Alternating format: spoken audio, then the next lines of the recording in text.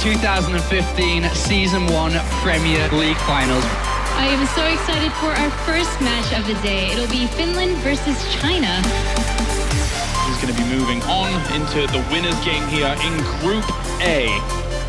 Even in the Roach versus Roach war here, XiGua is not able to hold on against Serral, who just has overwhelming numbers support. There you go, GG. Game number 2 goes to Serral.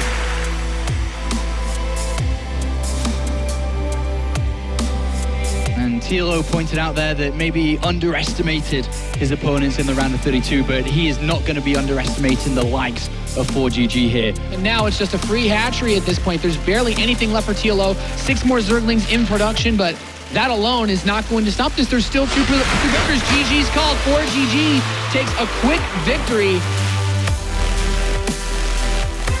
We're ready for our third match of the day, where it'll be China versus Norway.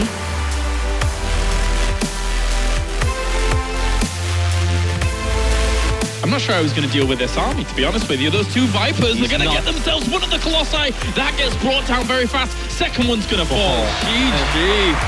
He knows it as well. Great comeback by Snoop.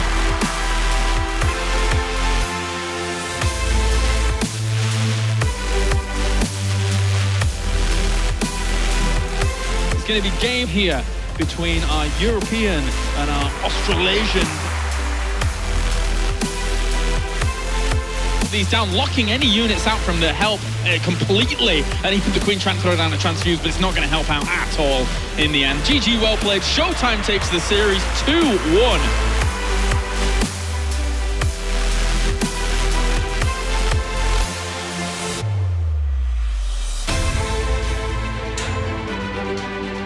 Let's welcome Punchline ESC's Fire Cake. And our player in the left position, the Red Terran representing Cooler Master Storm, he is pulled. Don't think there's anything else he can do. Yeah, like you said, there are just not a whole lot of resources left. Once again, a couple of Swarm modes, they spawn at a very unfortunate moment. Will get picked up immediately, and Paul wins the first series in Group C pretty convincingly with a 2-0 over Firecake.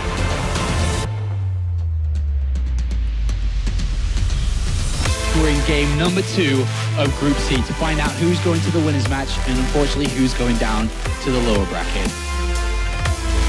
Hydra he's unstoppable at this point. The last couple of Stalkers are going to move out across the map. Vermana is going to try to make something happen, but it's not enough. GG. Hydra will go on to face Pull in the winners match.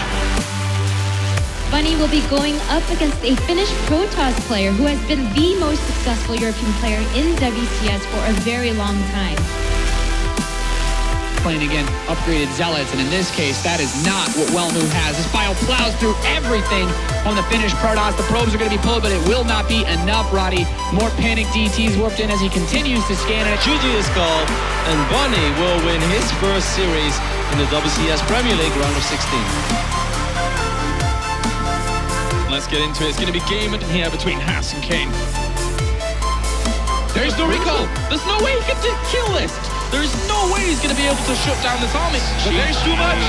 There you go. Kane is going to take the series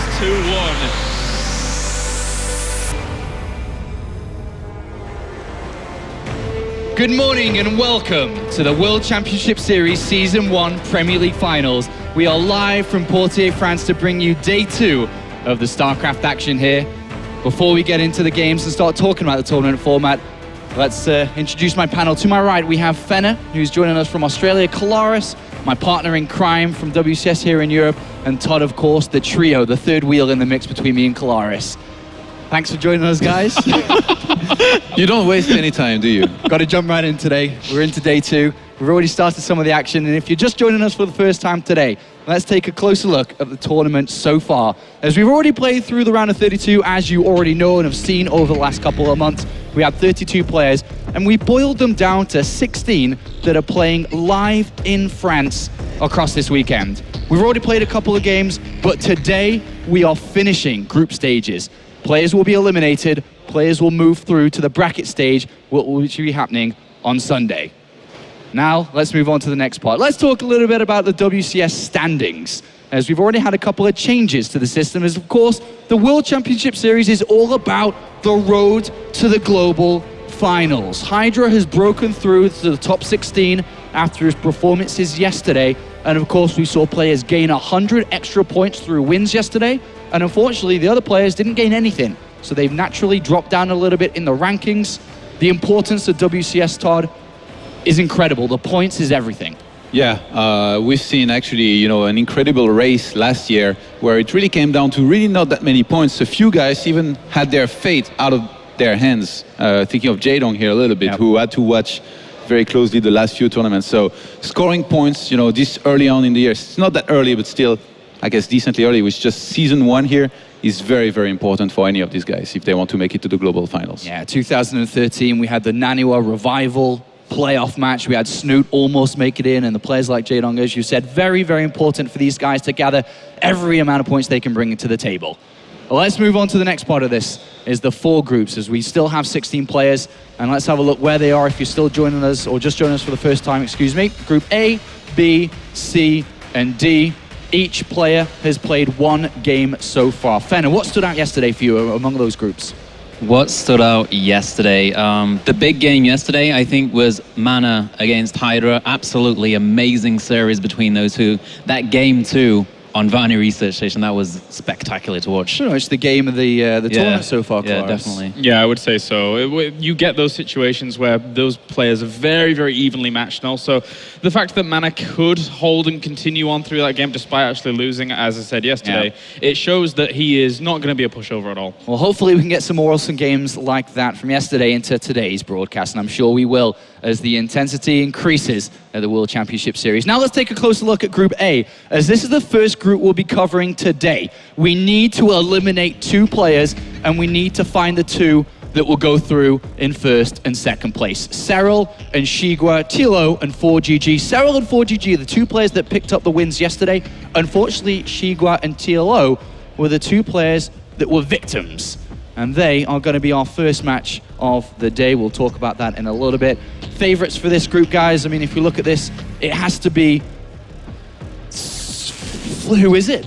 4GG has got to be the favorite for the fans, but I'm on the Serral train, Apollo. He's been dominating. He did amazing in Premier League. He dominated yesterday. He's not nervous. I thought he was going to be nervous coming into this, but he's really good at defensive play. 4GG is an aggressive player. And I was talking to him this morning. He says he's confident against 4GG, and I think he's going to do it. I think this kid's going to come out 17 years old, and he's going to run deep through this tournament. But also, it's a matter of life or death, I suppose you could say, between XiGua and TLO. As we talked about the importance, the prize money, the relevance in the StarCraft scene, the chance to push towards the global finals. A lot on the line for XiGua and TLO.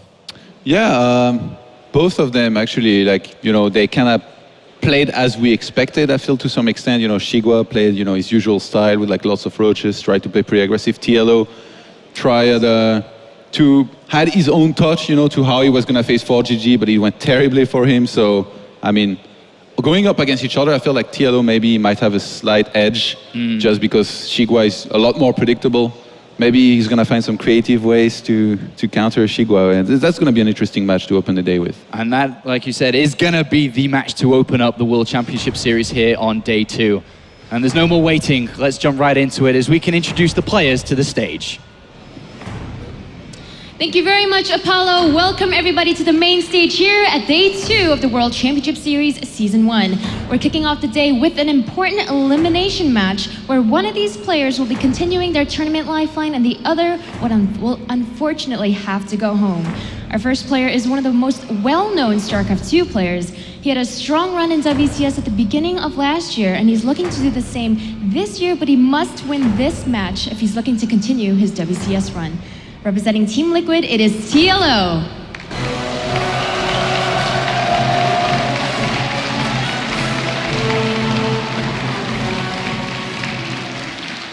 TLO will be going up against one of China's strongest players. At 28 years old, he is looking to take center stage at what could be his last year in StarCraft 2. He's sure to put up a strong fight against the Liquid Zerg player. Representing Invictus Gaming, it is XiGua.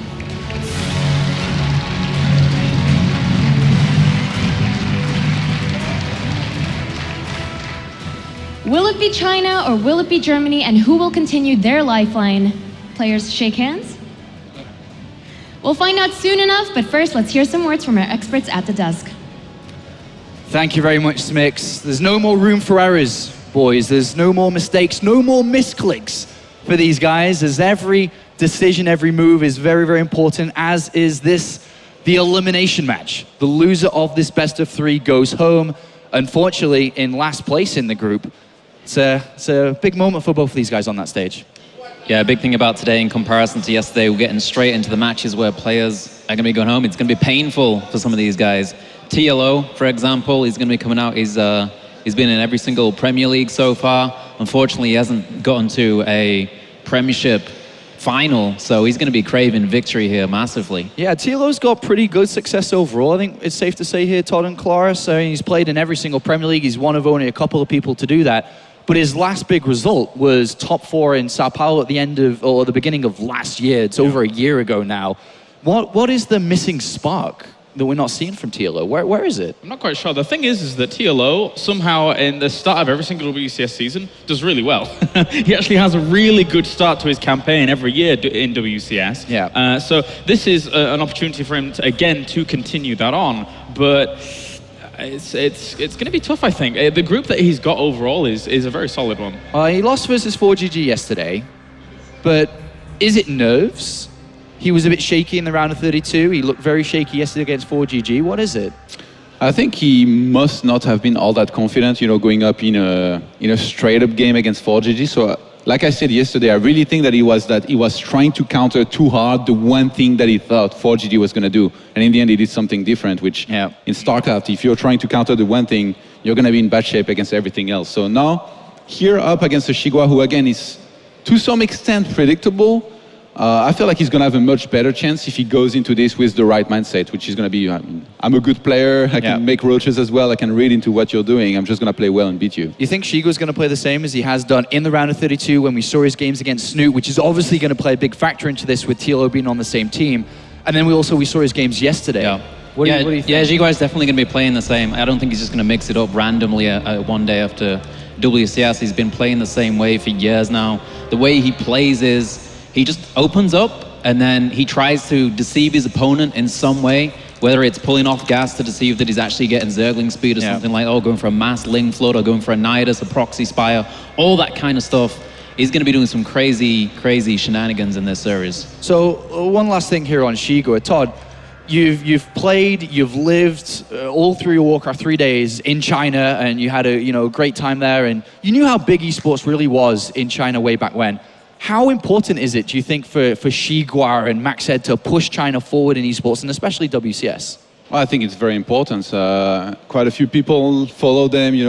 Chinese people, they have a community of gamers that really support through, much like many other countries that support their players, that will watch them until a very, very late time and cheer for them hard. So I'm sure that there are a lot of them watching, and I hope they can inspire people too, because back in the Warcraft 3 days, there was these few players, including guys like Sky, who really helped build a massive gaming community in China on Warcraft 3 just by traveling to tournaments, showing great results, much like any other sports. After all, I mean, this is esports. You watch somebody play well, go deep in tournaments, earn money, and get famous, and it inspires you to try and want to do the same thing, and that's the great thing for esports. All right, well, let's go back on the matchup between these two players then, James. XiGua versus TLO. Are we expecting this to play out as we saw XiGua versus Serral yesterday? XiGua going for type of attacks, and TLO's key to victory is, okay, what are you doing? How many drones are you building? When are you planning this attack? When are you starting to build up that army? And if I can defend it, I'm going to be in a winning situation. I think that's going to be the case. There's 2 stages to XiGua's attacks, and we even saw that not only in the round of 32, but also here as well. It's that Ling Bane attack at the beginning, then followed up by the Roach attack when he's on several drones. And then from that point on, if you're able to hold that Roach attack, you go for the counter with an overwhelming army. And that's how it played out yesterday, and TLO has been completely shown the way. And Fenner, the maps here, Vanny Research Station, Deadwing, Catalina. Vanny Research Station coming up first, XiGua's pick. You got to look at that because Vanny right now is a heavy aggression map for some people. It's a huge map, but because it's so huge and there's so many pathways, you can dodge overlords with the initial lings if you open with a 9 pool and you choose the right direction. So XiGua could be planning something like that since he loves the cheese there. Then after that, we've got Deadwing, TLO's pick. Todd, what do you think of that?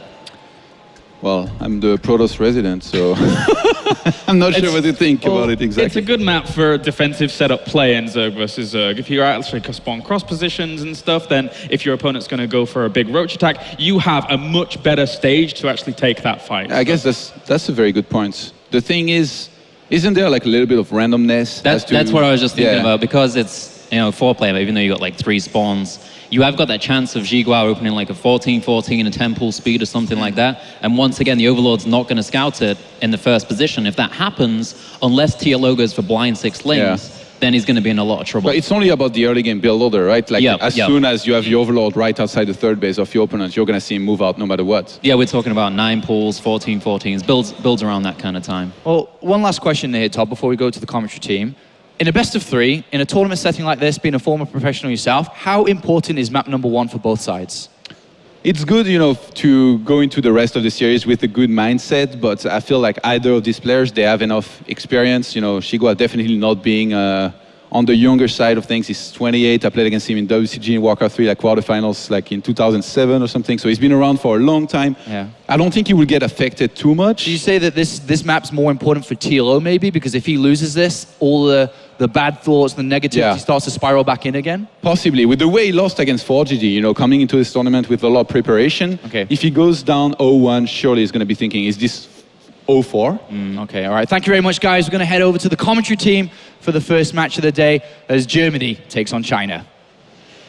Thanks, Sean. Boys, it's very exciting times now as we're going on to the first elimination match here in the WCS Premier League round of 16. There are no turning back. There's no second chance. If you lose a match here for either one of these players, they are back to Challenger for Season 2. Yep, yesterday was fun, of course. Yesterday is kind of like a warm-up. We're starting the event. We have our opening matches, you know, and then eventually you look at the group and you know who's going to play in the winners match, you know who's going to be in the losers match. But today is the day where decisions will be made, people will advance, and people will be eliminated. And our first player of the day will already be eliminated after this series. It's going to be XiGua versus TLO. For the loser, it's all Ogre and Nate already. That's right. This is the day where some dreams will be made and some tears will be shed, Rotterdam, as we get the top 8 finalized. We are currently loading into the first map between XiGua and TLO. What do you feel about the way that the guys on the desk were talking about the strategies? Because I feel like this very interesting dynamic between the two of these players. Absolutely, and I think we can talk a lot about this. Suddenly we are on camera again, even though almost we are pretty much good to go to hop into game number 1, I believe. As we see the French casters on the main stage as well, we see that cool trophy. We can speculate all that we want, Nate, and I'm definitely willing to do that, but I guess we can just go ahead and introduce these lovely players first, as we are already on the way on our first map of the day, which is going to be played on Deadwing. A nice map for ZvZ, I think. Yeah, nice cross spawn here on Deadwing as we're loaded in. And we can see in the bottom right position of the map, Bottom left. Bottom left position of the map, we have the red Zerg player representing Invictus Gaming. He is XiGua.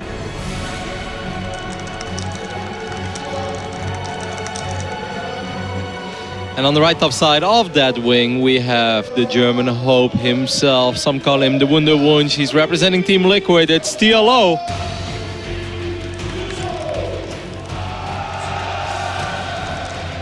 So Germany versus China. You know, when the guys on the desk were talking about, would this be similar to the match that Cyril played against XiGua? I think for TLO, he could try to play that straight-up game and just hold whatever XiGua throws his way. Now, TLO, you know, when I think about his style, a bit more scrappy than someone like Cyril, but certainly accustomed enough to standard play that I think it really wouldn't hurt him too badly to just try to grind it out. No, I totally agree with you. I think that TLO should just approach this match being absolutely the same as Snoot did it in the round of 32 and as Cyril did it in this group yesterday. Just be like, all right, I'm just going to play my game. I'm not going to be overly greedy, but I'm also not going to be overly safe, and I'm definitely not going to roll the dice and somehow try to outsmart XiGua, because then I just create hectic scenarios. And I think XiGua is the type of player that truly excels when there is just just like craziness out on the map when both players have no idea what's happening anymore, when you start to fall apart because there are too many things going on. That's why XiGua excels, because he's so fast, his multitasking is awesome and whatnot. But TLO, he should just defend. He should just macro up, he should just defend, make sure that XiGua doesn't catch him off guard, and then just use the knowledge that we know and that he has shown in the past that he has in the later stages of this matchup as well. TLO has been relatively successful in this matchup. He defeated his teammate Red 3-0, who's actually in 3-1, who's actually in pretty damn good shape right now. So the fact that TLO was able to defeat Red shows that his ZvZ is pretty okay-ish, I'd say. He did have a couple of losses online lately against another Dutcher, Jona, but you know, this is such a big series, and he's also playing against a player that definitely has a trademark style, and I feel that TLO has always been a smart player and has always been able to read into his opponents and stuff.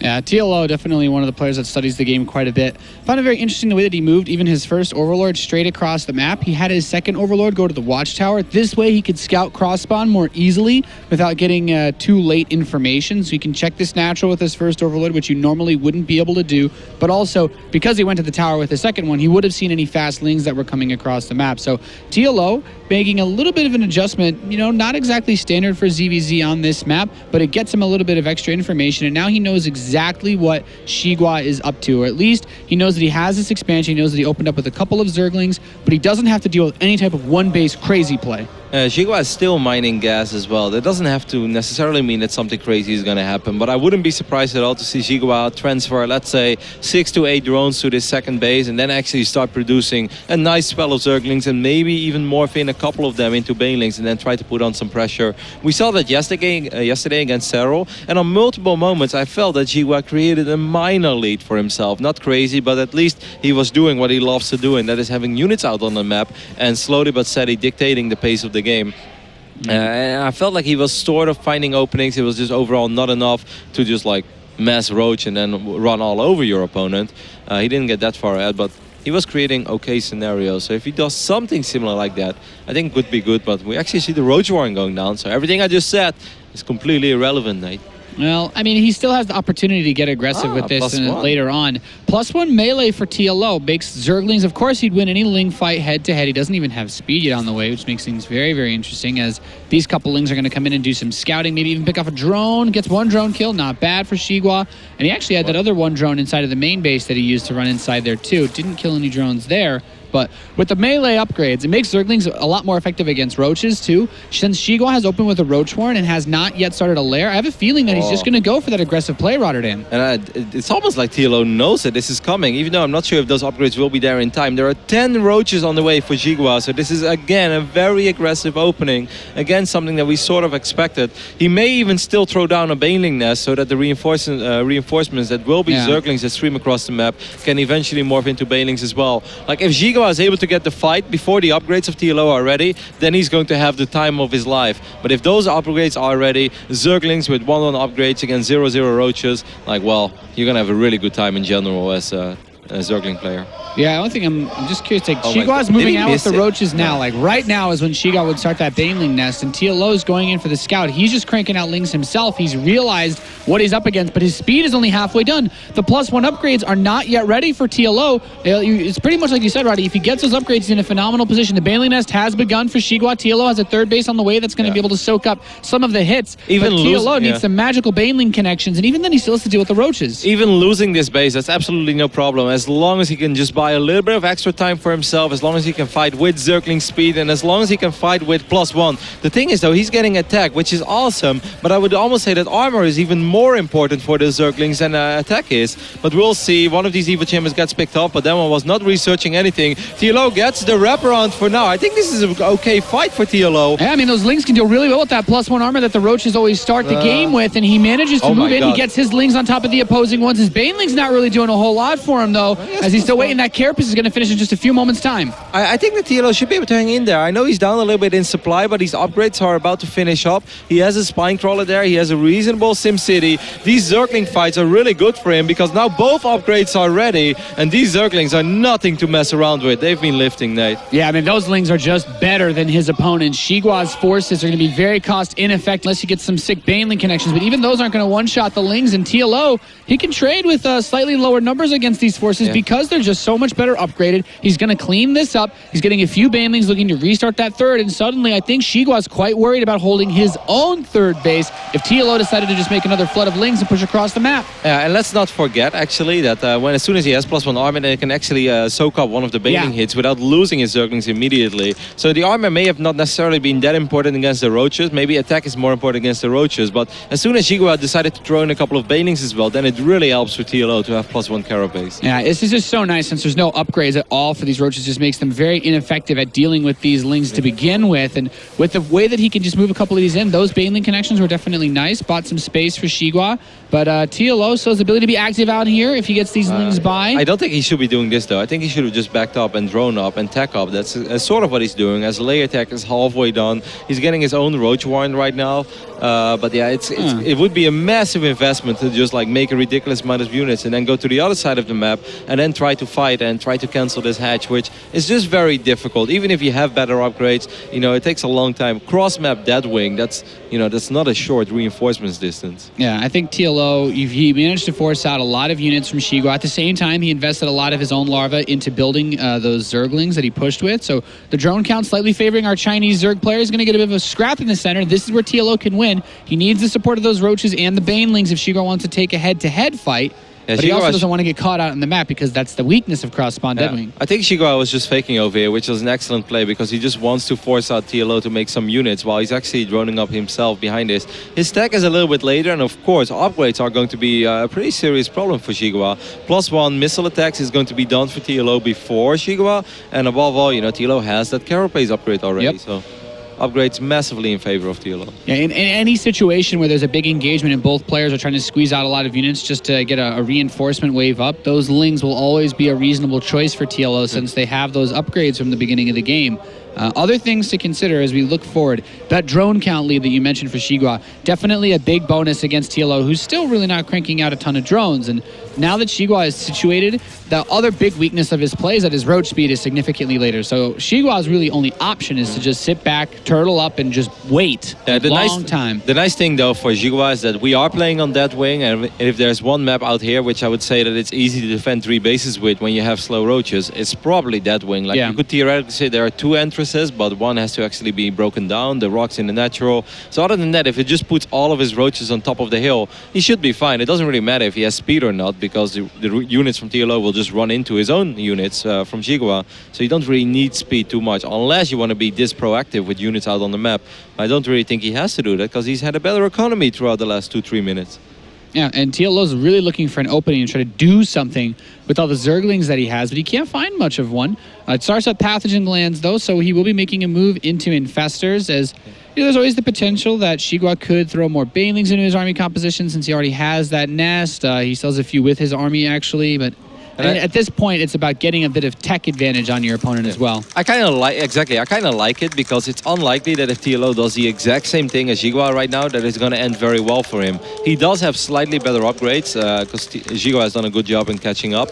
But other than that, XiGua has had more money. Whoa, traps a lot of Zerglings over here. That's kind of frustrating for TLO because he wants to keep those lings out on the map. Even when they won't do a whole lot, it's just that the trap of them is there that makes XiGua to have to worry about them. And XiGua's just done such a good job of keeping TLO a little bit worried. Like, TLO has been behind on drones for the majority of this game without really losing a whole lot. He just finished a couple more, and he's still down 5 workers. Now it's getting close enough that you could say, it's manageable, but he also needs some time before that pays off. He's a little bit behind as far as that, those reserves go. Yeah, he's down 16 roaches. Both players are just squeezing out as many roaches as possible, but I still like the fact that TLO decided to add in tech a little bit quicker than his opponent did, because if he would have just made roaches, he would have always been down a very seizable amount, and I think it would have been hard for him to go up to 4 bases while XiGua is going up to 4 bases if they would be doing the exact same thing. TLO is also throwing in Burrow. I don't mind seeing that at all. Kind of like it even. Yeah, I mean, considering that he has Infestors, and if he maxes out, then it's very easy for him to invest into Roach Burrow move. I think that puts him in a phenomenal position where he can try to do harass on multiple different expansions. He can, of course, use it to heal his army after taking trades, but XiGua is pretty much maxed out. He's got 4 more roaches in production back home, but the majority of his supply is together. He has 60 roaches on the map versus just 40, Roddy. There are 2 infestors for TLO, but I don't know if 2 infestors, eke out a difference of 16 roaches in this army. No, but by the time that XiGua fights, maybe TLO will have a few more roaches. He can, of course, use the queens as well. I'm not sure how many queens TLO is currently working with. Well, he has 3, so that's kind of risky to use those in Actually, so XiGua is building spore crawlers, starting up lings and canceling them. He is making that move into what we mentioned. I kind of speculated he could do this earlier, going for big banelings with this, and this actually could be a really big mistake out of XiGua, because if those banelings get fungled, he might have just preferred to have more roaches to try to knock this front door down, since the fungals are generally much less effective against those high hit point roaches. He currently has 22 Zerglings out on the map. If all of them morph into banelings, then it is definitely quite the investment of which he needs something to get out of it. 22 Banes coming in. We have Hydralisks on the way for TLO, but TLO does not have the Hydralisk range upgrade, so they won't be super useful. As TLO starts up a hive behind all of this, he really needs to make sure that these overlords see the banelings. I would almost really like it if the banelings would come all the way from the right side or something, but I guess there are overlords over there as well. He's still going to go for it, He's Nate. going to try to trade the banes out. I mean, TLO's banelings are not as important in this engagement. They can help to soften up those forces, but the infestors should be able to neutralize all the banelings of XiGua. He gets a nice fungal on the banelings. XiGua continues to push up into TLO's forces. He gets another fungal on the banelings. They will not crash into any of these Hydralisks and the fungals, even though there's a really good concave for XiGua's forces. TLO's bringing that supply closer and closer. He's got the closer reinforcement point as well, but can he hold on? He's even got the full surround coming from the side too. Yeah, I think because of the reinforcements, TLO will be okay, but I still kind of like the engagement for XiGua. TLO has done a really good job in rotating his Hydralisk around in that fight as well. XiGua picks off one of those infestors. That's, of course, a nice pickup, but overall, TLO should be able to stabilize over here. XiGua was going to try to be annoying, run a couple of roaches into the natural, maybe even main. But look at that, he's even blocking with the Hydralisk on the ramp. Well done, drops the transfuse. Good hold there by TLO, very good hold. Yeah, that was a phenomenal engagement for TLO. You look at a couple of the things that are happening right now. +2 Carapace is just finishing for XiGua after that fight. His banelings were completely useless, and 22 banelings is a very large amount of gas to just lose during a fight. I still kind of like the way that XiGua had his roaches positioned. He definitely had a very nice line of roaches, and all of them were shooting throughout the entirety of that battle. But TLO with the reinforcements too. Yeah, he had Hydras, and he was doing a really good job in like a cute ring around the rosy, as you would say, where these Hydras were just like, roaches come in from the left, we move to the right, and the Hydras were always behind roaches of TLO. He didn't even lose all of the infestors too. For the way that the engagement went, XiGua maxed out faster. He was starting to bank resources. Now both players are maxed with no bank. TLO, he got a really good trade, and he has this hive to fall back on, so his +3 missile attacks are coming in. Now this is a small window. He doesn't have +2 armor yet. That's the only thing. The +2 armor is all he's really waiting for. He has the defender's advantage. XiGua's going to try to break into this once again. A big fungal on the Hydralisks of XiGua, and I love that TLO pulls some of his roaches down just to hit the Hydras, the main damage dealers of this army. He clears out most of the Hydralisks for XiGua, and this gives TLO that firepower advantage that he needs to take the engagement out in the center of the map. Even some of the Hydralisks being distracted by the Overseers flying on top of his army. I mean, another great defensive position there by TLO. Excellent army movement throughout the entirety of that battle as well, even when it didn't last all that long. And this is just becoming a reoccurring story for XiGua when he goes up against these top 4 and Zergs. It's almost like the guy that just keeps running into the brick wall and eventually hopes that he can run through it. But these guys, they are good. You can't just overrun them. They understand the matchup. They know what has to be done. And XiGua has definitely played a very good game, but now I feel that TLO has taken a commanding lead with his +2 armor finishing up and +3/3 on the way, while XiGua is still stuck on layer tag. Yeah, XiGua also lost enough overlords that he cannot build anything beyond 176 supply. A lot of the overseers that he brought with that army got completely wrecked, and you have to consider that the expensive units during that fight, he lost all of them. He only has roaches right now. There are no Hydralisks for XiGua. TLO retained 9 Hydras and 2 infestors, so he still has the ability to throw out a fungal soon, and he also has that incredible damage output that the Hydralisks have for how fast they attack. The only thing that could really work for XiGua is if he's able to get a full surround on this army. But TLO, he can just sit back. He doesn't have to push the envelope here. He has that +3 missile attacks finishing very soon. He's even going for +3 Carapace. I think he's just waiting for that one. I think he's waiting for +3 missile attacks, and as soon as that one is going to finish up, then he's just going to try his luck. His Hydras will just wreck face. He has, of course, these 2 infestors right now in the main base. Let's take a look at it real quick. Main base of XiGua, as these 2 burrowed infestors from TLO are way behind enemy lines. Yeah, man. They That's you and me, Nate, on a secret mission. To drop infested Terrans and kick ass. TLO is going to throw up 15 spore crawlers so that he can build 8 more Hydralisks, and this is how he's going to go beyond 200 supplies, going up to 19 in production. I feel like 20 you know, this is something that has been done in one of the very first tournaments ever, the Intel Spring Masters in Cologne. But then there was a time that I didn't really see this a whole lot, and now I feel like I see it every single week. That, you know, these Zerg players I go think up to at 200. Gfinity last week, Snoot had like something 232. Like yeah, he had like 230 supply. It's pretty sick. It's disgusting, Nate. It's not sick. TLO starts up a Spire. He's just locking down every possible form of tech, even getting the melee upgrades, realizing, hey, maybe Broodlords will eventually come into play here. Maybe some, you know, those Lings could be useful. As he picks up another one of XiGua's Overlords. And TLO with 219 supplies starting to push out across the map. XiGua throwing up some panic spines, but I don't know if they'll be ready in time. There's the infested Terrans, Roddy, in the main base. I like that a lot, because now there's a good chance that XiGua will send a couple of units to his main, but I think TLO went a little bit too soon. That's a great fungal from XiGua. I kind of like this defensive position over here. Of course, TLO has better upgrades, but I feel that these fungals so far were phenomenal for XiGua. But he still manages to get into a nice spread out position where all these Hydralisks can just wail away on top of this Zerg army. Those infested Terrans aren't really soaking up the damage, and as the Spine Crawlers fall, I think there's enough Hydralisks to finish cracking this one open, Kev. It looked like they were a little bit exposed in the end, but there were still a couple of roaches soaking up a couple of shots there. And I think in the end it is going to be enough for the German Zerg that's representing Team Liquid, and of course wants to make another run at the quarterfinals. He's done it before a long time ago when he qualified for the season finals that we had back then. After that, he hasn't been all that successful in WCS anymore, but in game number 1 here in the losers match of Group A, or the lower bracket match, he's been doing absolutely phenomenal. Yeah, really great controlled engagements here from the little one in this first map of the losers match in the round of 16 for WCS. XiGua doing everything he can to hold on. He was able to knock down the 5th base on the right side, but not any real damage. GG is called. TLO, the German Zerg, will take the first map in the lower bracket match. And he's done it in the same way as Snoot has done it and as Serral has done it. Just even though his opening was definitely a little more adventurous with a lot of links and with double upgrades, that's not something we see super often, but perhaps he just expected a roach heavy early base play from XiGua. It was a cool play, and it shut down the roach ling quite well. I really felt that XiGua did a phenomenal job of keeping TLO on his toes. XiGua had the income lead for the majority of the game, and like I said, he made that big push across map, and he had a lot of Banelings with him.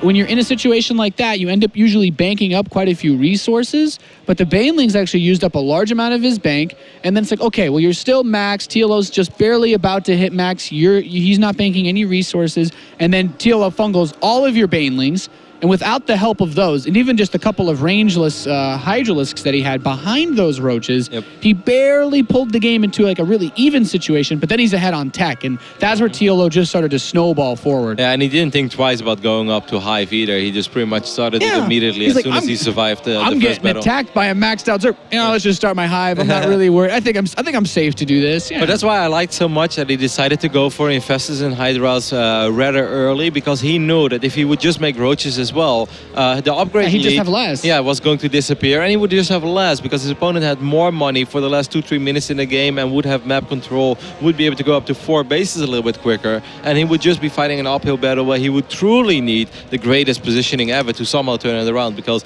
in these max roach fights, well, it isn't really about micro, it's more about positioning and making sure you can get the great engagement. Because once the fight starts, well, you know, you're pretty much committed to it. Running away is often a wrong thing to do.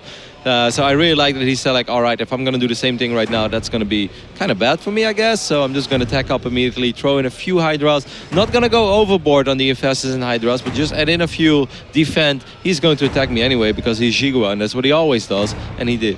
Yep. And the second map is going to be Overgrowth. Our Chinese Zerg player is 1 game away from potentially being eliminated here from the WCS Premier League Season 1. Let's go into this, guys, as TLO looking to take just 1 more map. Of course, he is the blue Zerg player in the northeast position representing Team Liquid. He's TLO. That timing, Nate. He's syncing up with the Frenchies. Hey, man. Working on it. In the bottom left position, we have the Chinese Zerg representing Invictus Gaming. He is XiGua!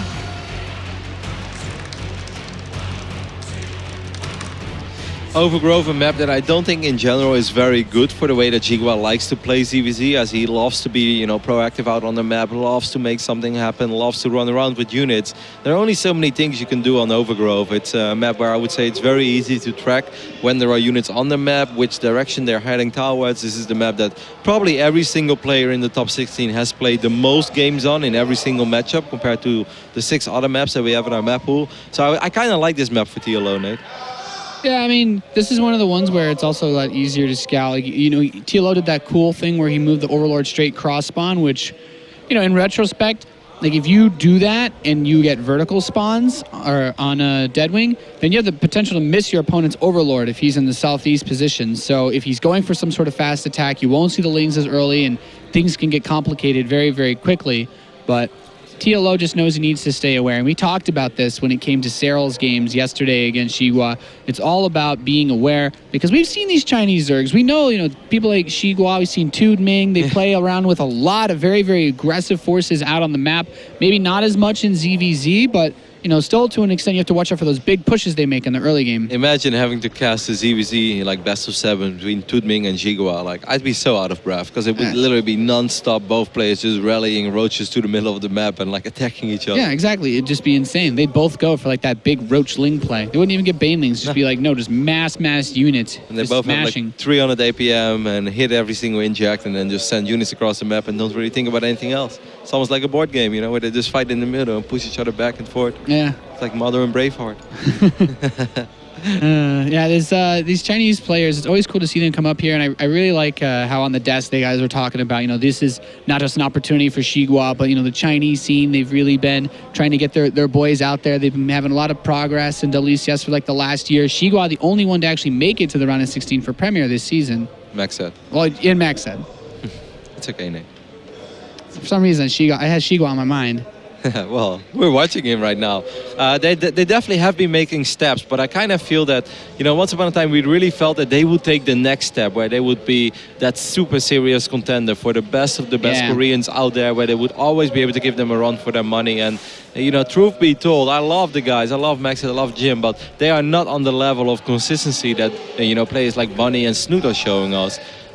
Despite the fact that they have been extremely solid performers in WCS, have been collecting a lot of prize money, a lot of points, they are still missing, that tiny bit of finesse that truly would set them apart from most other players out there. Yeah, it's been a good quest by those guys, as TLO made a nice save on his drone there. They do not want to lose anything to those first 2 Lings, and it looks like we're going to see a bit more of that Ling Bane standardy opening from both players. It doesn't have to go into anything aggressive, but if you don't build that Baneling nest and your opponent goes for some sort of mass Ling attack, you can die very, very quickly if you build just a few extra drones. So every single ZvZ I play, I try to skip it. I'm so stubborn. I just love it. I always think I can get away with just like, I'll go gasless and build a big wall in front of my natural, and then the other guy just kills me. Mm-hmm. Like, I didn't realize Zerglings could just kill buildings that fast. And then everybody's like, why didn't you make a Baneling nest? You're supposed to make a Baneling nest. Like, I know. Guys, this strategy, like, I know what I'm doing. Like, you don't need Banelings ZvZ, and then some guy shows you, like, yes, you do. So this game is going to be TLO opening up with quite a few things. Actually, XiGua queues up a good amount himself, so either player has the opportunity to put their next wave of units into Lings and then really commit to this. So far, it's looking like that XiGua going up to 20 Zerglings in production. This is exactly, kind of what I expected to sort of see on Deadwing, but maybe because it was cross-map, he did it a little bit different. But he gets like 6 to 10 drones in his natural, and then he just makes a lot of Lings. And eventually, he will go back to droning behind this. This is really good, though, for XiGua, because now he's already picking up these Banelings that were supposed to put some sort of pressure on him. TLO does not get the pick off on that one Baneling that blew up all of his Zerglings. And I actually think if there's ever a moment for XiGua to make something happen, 21 army supply against 13 in this phase in the game, like, I know it sounds like nothing, but that's actually a massive advantage for XiGua. Yeah, TLO, you can see he's all over the place right now. Yeah, he's morphing up so far away. I'm a little bit sad about that. This is a big opportunity for XiGua to come in. He's going to pick off one of the Banelings that are morphing. He's very close. He gets it. He's looking for 2. One of them is definitely going to morph, and the one in the back is going to morph as well. I always love how these Zerg players, they have no fear, and they just like wrap around that one Baneling that's morphing. Like, I would never do that, Nate. I don't have the courage. I mean, I try, and then I lose all my Lings, and I'm very sad. So, K picks off these Banelings. He's trading out his Banes when you're the defending player. That's completely acceptable. He's trying to use the Queens to target these, so his drones are safe for now. But if he gets one detonation, then his Lings can just 2-shot these drones. manages to grab just 2 workers so far. Overall, really well done so far by TLO this hold. I'm a little bit sad that XiGua morphed his unit so far away. These 3 banelings will try to make their way into them. No, actually just blow up on that queen. I thought they would be able to find their way into the middle line, but they won't. Those queens, I man, think took a grenade. XiGua, after picking off these banelings on this side of the map and getting a good baneling detonation on the Zerglings of TLO, I think he could have morphed his banes a little closer to TLO's main. Like he was morphing them near the Zelnaga Watchtower while he was up quite a bit in army supply. Yeah, it seemed like there was a bit more of an opportunity for him to move in since those banelings are quite slow. For us. Yeah, it's of course, like we see everything and we knew that TLO had literally nothing and he was morphing his own banes at the same time. Maybe XiGua was worried if he would morph them too close that he would lose all of them. TLO's going to try to get the cancel on this hatchery, and if he does it, that is massive. Nice, he does force it. So TLO trying to secure an advantage as he also has his own 3rd base on the way back home. Even leaves, somehow 1 Ling just stays behind and nibble on that hatchery. It's quite impressive. Well, it can nibble for days, Nate. It's not going to kill it. Yeah, it's a bit of pressure, you know. Trying to keep XiGua looking at that mini map, that red blinking dot, as his hatchery is now being focused on. But TLO seems to have enough Lings to defend. Yes, I especially think the so. Banes coming and the Queens. With the defensive Banes, it should be all right. The Zerglings for TLO are buying a little bit of time. XiGua spots those Banelings, and unless he's able to force all of these Banelings to detonate on like 1 or 2 Zerglings, he's not going to be able to get that cancel. Man, this one random Bane. What are you doing? What are you doing? He's on a quest. Okay. He hit 3 drones. It's like he kind of like walked in and out of that mineral line. It's like you got to make a choice. Got to be decisive here. These Lings for TLO do get cleaned up, but like you said, Kev, as long as he still has a couple of Banelings left, and he's actually detonated all of them. Now that I look at it, but XiGua has once again a bit of a worker lead against TLO. Yeah. The difference here is that 3rd base finishing up a bit faster gives him slightly faster larva, so TLO could turn that larva into drones if he really wanted to. Still has to, of course, be careful that XiGua could put pressure on him again. Yep, XiGua morphing 10 drones now, while TLO is already starting to produce roaches. Maybe he's worried about more aggression. This is something that, of course, helps XiGua quite a bit. Like his, the image that people have of him and the image that we have of him is that he just always attacks. And if you play against him, that will definitely make you a little bit paranoid. And in this matchup, you know, it's good to be careful, but you can also not be overly cautious. It seemed like XiGua was supply blocked on a certain point, and he said, never again. And he made 7 overlords at once. But XiGua right now using the image that he has built up to his own advantage while droning up a little bit and creating that small economic advantage for himself once more, while TLO was worried about the non-stop aggression. Yeah, I mean, it's not quite as bad as it was before. It's not TLO at 47 versus 57 drones. He's caught up, a little bit slower than XiGua got to that 51 worker count. But still, I think all things considered, if we're looking at the engagements from the last game, TLO doesn't have that crazy amount of tech, so it's all going to be about Roach positioning since the upgrades are very, very close. Roach speed is finishing for TLO. It'll be done very soon for XiGua. Both players are going to be very soon done with their +1 range attack. This Baneling trying to hide itself gets denied behind the 3rd base of XiGua. It's really funny because this has been such a hectic game with so many small skirmishes happening all over the place, and now we look at it and it's like it's pretty dead even. Just now TLO is putting some resources into Burrow and Tunneling Claws, while XiGua is being XiGua and just builds nothing but roaches. I mean, this is actually a pretty risky moment for TLO, as if XiGua fully commits to a big roach push, the investment that TLO has made into these couple of drones he's building, the Burrow move, all these overlords that he has to build because he's somehow supply blocked now. This is actually a really big moment for XiGua to push this 3rd base, and he could take it here. Yeah, 30 army supply advantage should be enough. He's getting a couple of Banelings in the mix as well. TLO put a couple of his resources into things that won't fight in this fight, even though his positioning is awesome, and of course he will have the quicker reinforcements. I love how he's splitting off 2 roaches over there on the left side to pick up a couple of these Banelings. Will TLO be able to make this hold, which I would almost say would be a magical hold, because he was down 30 supply. You know, he had to pull drones. He was down supply. Some of the roaches had to rally across the map for XiGua, but TLO just doesn't seem to have enough right here, right now, and losing the drones at that 3rd base cuts out a lot of his economy. He's still just barely behind, but can his reinforcements come out to push this back? With all of his queens being caught like this, I don't think so, Roddy. No, I don't think so either. There's no saving these queens. As soon as all these queens fall, a couple of these roaches will get picked off as well. XiGua still has over 20 roaches on the map, while TLO just has 10 or 12. An awesome game by XiGua here, really using the image that he has built up for himself of being this overly aggressive player for actually allowing him to get a small economic advantage. And as soon as he sees a window, well, if there's one player that's going to capitalize on a window, it's definitely XiGua. Window, that is. Yeah, that was a very well chosen time to push. You know, perhaps XiGua paying very good attention. He did have overseers and some changelings around the map.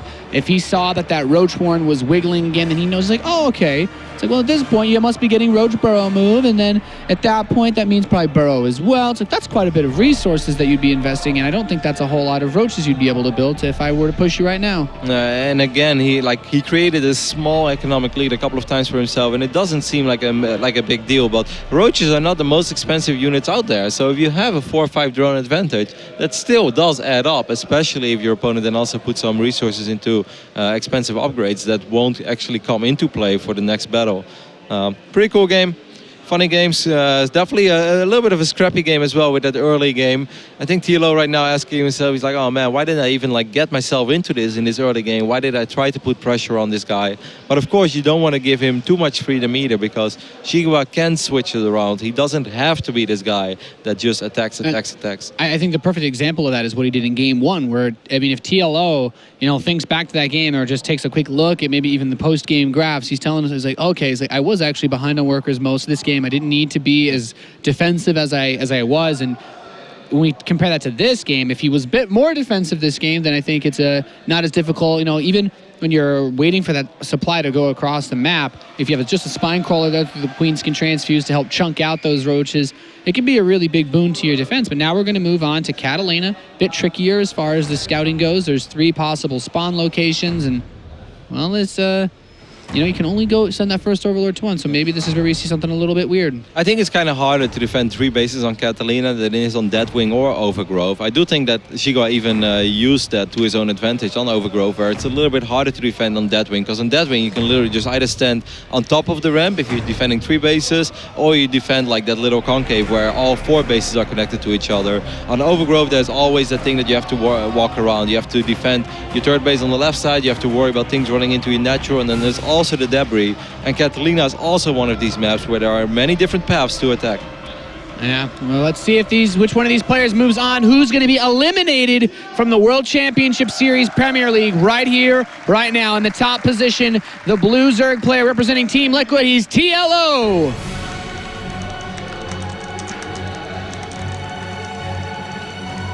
Fighting for his tournament life as well. This player from China, representing Invictus Gaming, he is XiGua. I love those jackets, man. Every single time I see those jackets, that black and white jacket of Invictus Gaming, I can dig it, Nate. It's like a, stylish. What kind of tone is that? It's kind of jacket like a skateboard person would wear. Not sure. It seems like a sporty type thing. No? Yeah, you wear it to the mall on a Sunday afternoon. Okay, I can see it. Top of your jeans and your sneakers, Nate. And then you with your cap. Yeah, I can dig it, Kev. Or your beanie.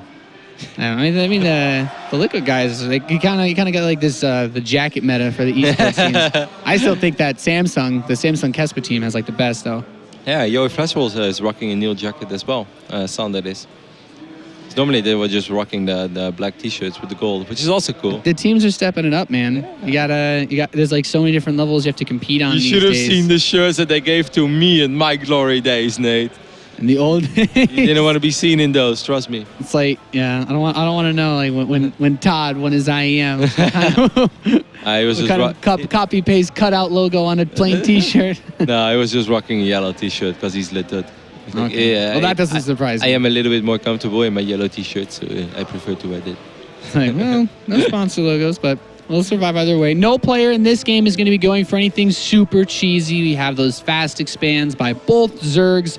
A bit of a faster queen will come out for TLO, whereas the first larva from the natural will be a little bit faster for XiGua. And this is a very, very important map. Like you said, guys, the loser of this series not only gets knocked out of Premier, they cannot advance further this tournament, but they will have to compete in Challenger again as only the winner gets seeded into Premier for next season. That's actually rough, man. So crazy. I did not know that. I wasn't aware of that change. I thought it would be top 8 or maybe top 4, but only the winner will automatically be qualified for WCS Season 2. Didn't win WCS Premier? Well, you get to go into the cage fight now. Yeah. where you might run into Nutanius or Rotterdam after they make it through the qualifiers. In some sort of parallel universe. Yes, well, the dream is always alive, Nate. Up to the point where we are eliminated again, the dream is alive. That's right. The dream is alive for Season 2 WCS. We have speed opening up for XiGua. TLO has a bit of a later gas, so won't be seeing him move as quickly and anything like that, and he could maybe go for a bit of a roach play. Usually it's 2 gases, so could just be a late speed. Maybe he goes for a Baneling Nest defensively without speed. There's a couple different ways that people like to play it out on this map. Since that third base, as you mentioned, is a bit tricky. XiGua is making a lot of free supply, Nate. Like, that's not right. Like, he already has 8 or 9 supply free, and now he just queued up 2 Overlords, which gives me the idea that he's going to make nothing but Zerglings. Like, this time he's just gonna roll the dice, like Mr. Bitter will do at the craps table, and he's gonna go all out, man. He's gonna produce nothing but links. Yeah. At least that's what I'm expecting. That's all he's got on the way, Roddy. I think you've got caught on to this. TLO is a little bit concerning. A couple of these things before. Actually, sniping that creep tumor is very important, as TLO needs the inject to build units to defend. But he needs that creep tumor to build a wall. Yeah, exactly. He needs it to build a wall. A huge wall is what somebody else would say. That's a great little pickup, and I'm not sure if TLO right now is not aware of this. This is not something that you spot up to the point where they actually run outside. If we take a look at TLO's vision, the first Overlord isn't even that close to the ramp. Like, it's a little wall off. The TLO runs a few lanes. He runs 2 lanes up the ramp. Yeah. He knows what's coming. Those 2 Zerglings are able to get right by into the natural expansion. What do you do? TLO doesn't have a creep tumor, so he can't wall off. He has to build a Baneling Nest flush against his Spine Crawler. He has to move 3 queens to the ramp and just play ball from this position. He's got a Baneling Nest on the way. He's just now starting speed, and this is still very, very tricky. The queen positioning is good. I love that evolution chamber next to the Spine Crawler, which makes it so much harder for the Zerglings to get the wraparound. That might actually be great SimCity. That might be a game-winning SimCity. Yeah, even really, really nice hold position on these drones to block the Lings from running by. He's almost got enough energy for 3 transfuses, which would be enough to buy him more than enough time to defend against this. Killing that Overlord made it more difficult for XiGua to actually follow this up with any additional aggression, as he had to rebuild the Overlord. He started up a Baneling Nest, and XiGua is droning. Yeah, that was awesome by TLO. Really, really well done. Great a little SimCity there. I realized that he couldn't get the wall off anymore in time. Well, then I'll just go for the emergency wall off near the ramp. I have a Spine Crawler in range of my queens. If you want to kill the Spine, the queens will do a lot of damage and can transfuse it. And he didn't allow the drones or the Zerglings to wrap around it. And then even using the drones, like you mentioned, with that hold position, he made it look easy. Yeah, that was a very, very well-defended attack. But all things considered, TLO would have probably preferred to be able to get his regular walls set up so that he wouldn't have to pull the drones around. But he didn't really lose many drones. He lost a single one this whole entire game, so definitely a solid hold, and he's going right up to this third base. What? And XiGua is just producing 22 Zerglings. XiGua's going for round 2, man. Yeah, he's like, all right, well, I didn't kill the natural, but I'm definitely going to kill that base. I will not allow you to go up to 3 bases that quickly. Yeah, XiGua recognizes that he put himself a bit behind with this opening, and that since this third base is being taken, he could be put really far behind, so he wants to make something now. He wants to capitalize on a moment where TLO is definitely still a bit weak. These Zerglings are going to come up. There's a cream of the transfuse. He picks it off, pushing him back up into this natural expansion. He's got the Spine Crawler here to defend, but not a lot of links, and even the drones are taking some damage. TLO going for the counterattack at the same time. He gets on top of the ramp. Baneling's morphing inside of XiGua's base, but he's hitting the drones inside of TLO's main at the same time. I think this is bad for TLO. I don't think this is going well for him at all. He's losing his Zerglings and Banelings on the other side of the map, and he's taking a lot of heavy losses in his main base. Lost 4 or 5 drones over there as well. But actually, somehow he squeezed out enough Zerglings, and maybe it's not all that bad because he still has his hatchery, which he did somehow not lose. I thought he was going to lose way more in his main there. I mean, TLO still has a very, very close drone count. He's ahead just 1, but there's a lot of Banelings on the way outside of his base. He's doing his best to deny as many of these morphing ones as possible. Something that's very important to mention, I think, is that TLO lost all of his queens, if I'm not mistaken.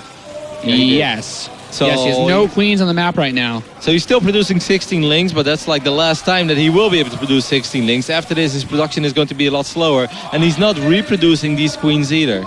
Yeah, he's spending every dollar he has on every single larva that pops out immediately. He's really looking for a couple of good Baneling connections, not getting anything crazy just yet. Good job so far focusing down these Banelings individually, though, as he won't have any queens to target them. I feel this is the type of game that XiGua wants to play, though, where it's just madness all over the place, where both players are morphing Banelings in each other's face. I feel that this is where XiGua in general excels, but it's still going to be hard for him to get a cancel on his hatchery. Might get a free drone over here. Every drone counts as well. TLO is now reproducing his 2 queens that he lost. Yeah, I mean, he does have... Okay, that Baneling gets a nice detonation to clear these away. Both players started up droning just a couple of drones after that fight, as we have a Roach one on the way for XiGua. Yeah, TLO's Carapace will help him defend against Banelings. He'll also keep those Lings safe against Roaches if there was +1 attack on the way for XiGua, which there is not. And this is a very tricky spot still for TLO, as he's going to come up here now. For TLO now. And he's rebuilding the queen, so he'll get the larva production going again. If he gets this queen over here as well from XiGua, which he definitely will. He's doing some serious work on this hatch. Yeah, he's actually even on queens now since he killed that one. So and the upgrade. He's got a third queen about to pop out too. Yeah, +1 armor Lings are so strong. TLO can win this little Link skirmish as well. Gets this around, and I think he's going to be able to get the hatchery. TLO has turned this around again. With that +1 Carapace, these Lings are absolutely wrecking face for the Liquid Zerg player, and he's just storming on back home. Man. He's in a really nice position. Yeah, he's just like, he's playing XiGua's game, but somehow still surviving / winning. And that is very impressive. Yeah, I mean, XiGua has been able to dictate really the way that the whole game has panned out, and TLO's been trading blow for blow with that third base. XiGua is making this big wave of Roaches. I imagine he's going to throw up quite a few Banelings behind these Roaches and just try to go for one last push. Yeah, man, no layer. Reestablishing that third base is going to put him way too far behind. He has no tech. But the nice thing for TLO is that he already has units out on the map, so that forces XiGua that he always has to worry about that. He can't just rally everything across the map, because then he's going to lose his own economy, and he knows that if he can't reinforce his own push, it's never going to be enough. Yeah, So I think TLO, you see these Roaches moving away. This is where you try to make the counter. I would even say throwing up a couple of spines back home if you could afford them wouldn't be too bad. Taking the lair and getting the upgrades, that's a bit adventurous, but if all he really needs to do is get out just enough Roaches to defend while he makes the counterattack. I feel this is almost like all in for XiGua, if it's not completely all in. He's down 12 workers and he has no layer on the way. He has no upgrades either. TLO needs to defend one more time to move on to the deciders match in Group A, and he should have all the pieces in place. It won't be easy, but I do think he's going to have enough. Yeah, he's got so many Zerglings. Once these Banes get cleared out, that's the most important thing. Just get rid of these, let those Lings get to work. A couple more Banelings for XiGua are morphing, and he's got a ridiculous number of them pushing up the natural ramp. The Queens in the back are taking a lot of heat, starting to die now. He's pulling some drones to defend against this. The Baneling gets one connection, but now that the Banelings are gone, the Zerglings can go to work for the little one. He's got Roaches and Zerglings finishing up right here on top of this army, and I think he's going to be able to pick off XiGua's forces. This is what TLO needs if he wants to stay alive in the WCS and potentially eliminate XiGua. Right now, 20 more Lings on the way out. XiGua drops down to 67 supply. No third base. TLO still mining on all three, starting up his road speed. He's feeling comfortable, Rotterdam. Great hold by TLO right there. Had units coming in from all angles, had great position, lost a queen or two in the process, but he avoided the Banelings. He didn't allow XiGua to have a very annoying position where he would pick up reinforcements immediately, or where he would somehow stabilize between these two bases.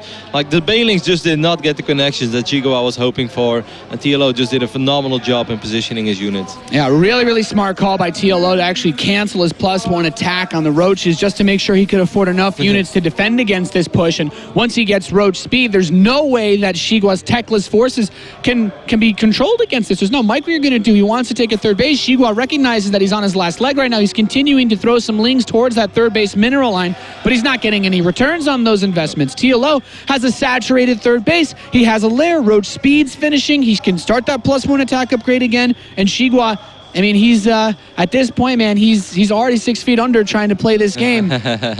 He's so far behind, Nate.